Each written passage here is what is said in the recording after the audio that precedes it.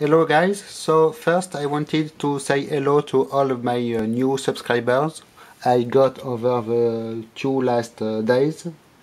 Thanks to Mike Harrison from Mike Electric Stuff, who did a tweet about my YouTube channel, and as you can see my stats has been going up like crazy over the past 2 days. I had over 50 new subscriptions to my channel. So it is quite awesome. Lots of my videos are exceeding 100 views. It is quite awesome. So maybe you do not know, I have also a Flickr photo stream. Here it is. Excuse me by the way for the quite poor screen capture. I hate the new Flickr interface. It works so... it is lame. It works so bad.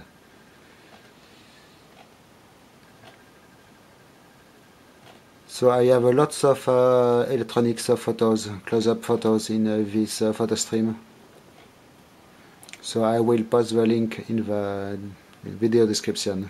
It is worth to see. There is more than 1,000 photos, I believe. And my stats there are quite interesting too, if I can go to them.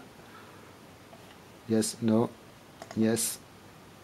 This interface Flickr thing is really bad. So I have more than 500,000 views on my Flickr photo stream, with some high results. Look, this day 23 of December I got almost 5,000 views on my photos, so I'm very happy with it too. Okay, so next I will show you the insides of something, but I do not know what yet.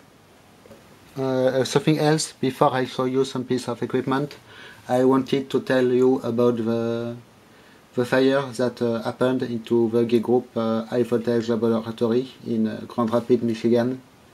It is quite sad, but it could have been worse in fact. So what happened, their Tesla coil rotary spark gap took fire and did ignite the capacitor array, which was made of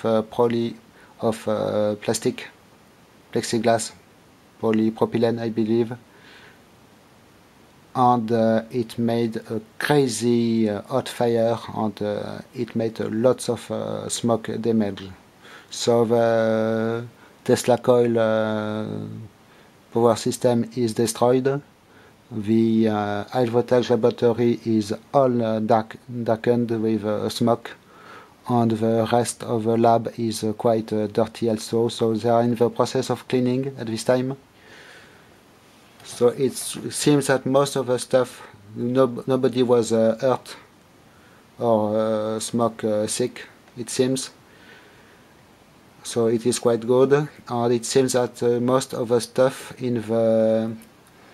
stored in the high voltage laboratory will be possible to reuse. So here are some photos from the Facebook, Chris Boden Facebook stream, the president of the G Group. You can see the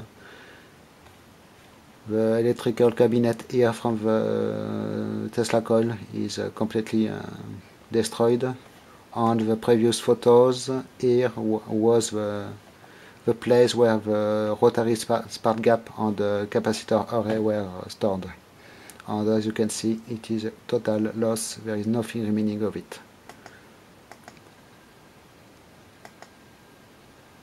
This is a Progress Thumper.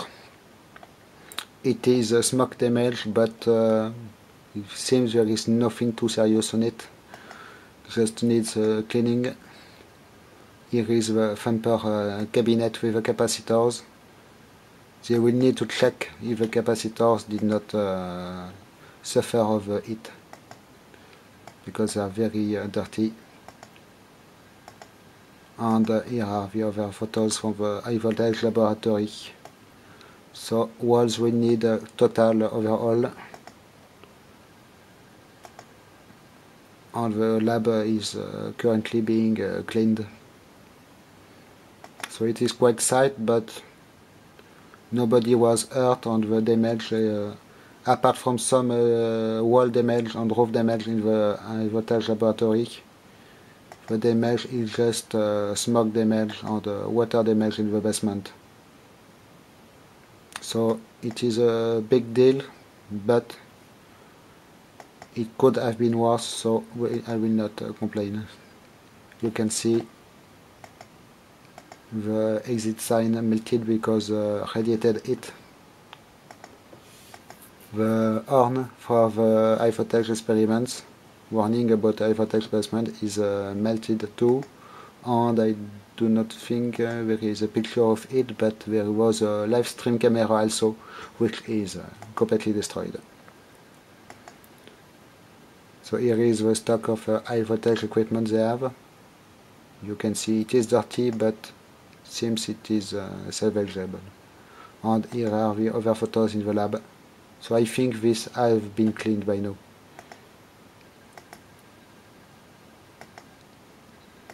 It is quite sad. In fact, the plastic did create a lot of black smoke and very, very dirty smoke.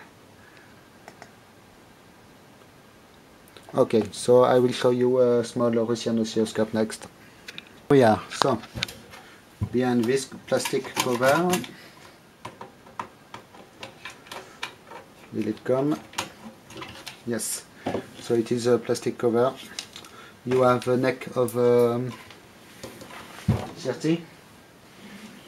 All the connections to the CRT are made here, including the high voltage. You have deflection amplifiers here, I believe, for transistors. It must be it. And it's all, in fact.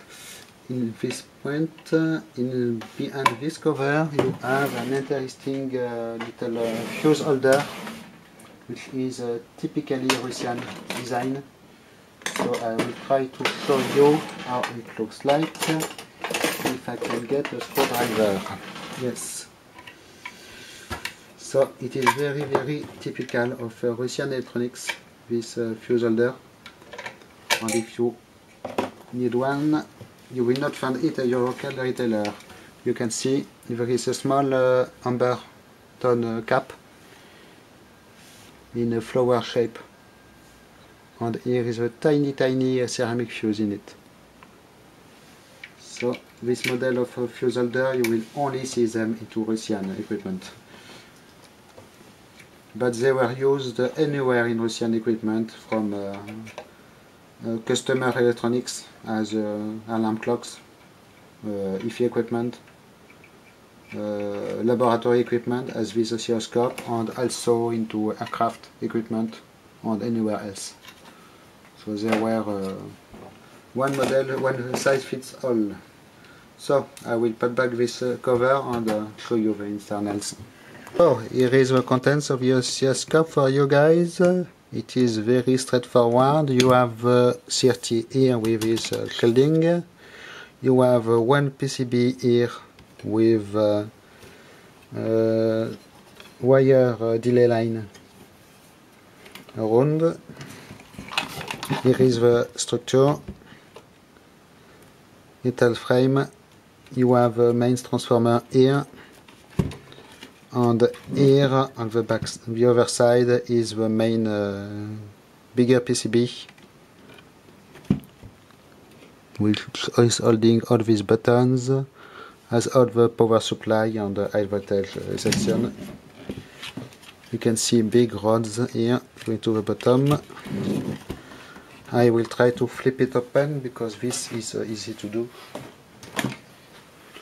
So you can see at the first sight they are all Russian parts. You can see the red resistors here, the small orange transistors here.